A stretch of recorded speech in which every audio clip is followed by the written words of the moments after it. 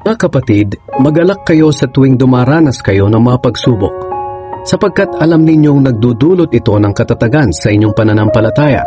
Kaya tiisin ninyo ang mga pagsubok upang maging ganap at walang anumang pagkukulang ang buhay nyo. Kung mayroon mang nagkukulang sa inyo sa karunungan, humingi siya sa Diyos at ibibigay ito sa Kanya ng walang pagmamaramot at panunumbat.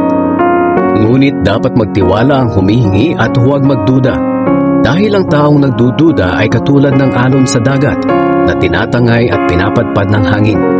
Ang ganitong tao ay hindi dapat umasa na may matatanggap mula sa Panginoon dahil nagdadalawang isip siya at walang katiyakan sa mga ginagawa niya.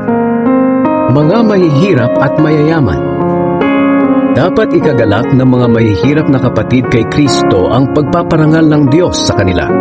Ang mga mayayaman naman na kapatid kay Kristo ay dapat ding ikarangal ang pagkakababa sa kanila ng Diyos dahil lilipas sila katulad ng mga bulaklak sa parang.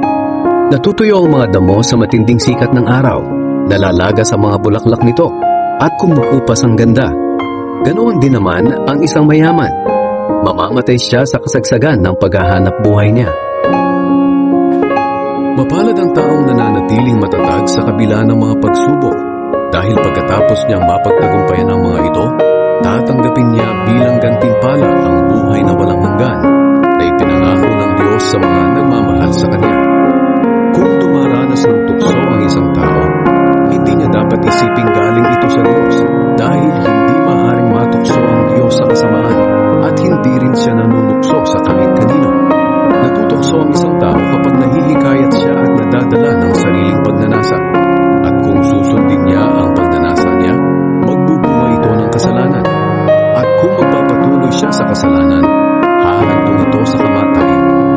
Kaya huwag kayong magpadaya, mga minamahal kong kapatid. Lahat ng mabubuti at angkop na kaloob ay nanggagaling sa Diyos na siyang lumikha ng mga bagay sa langit na nagbibigay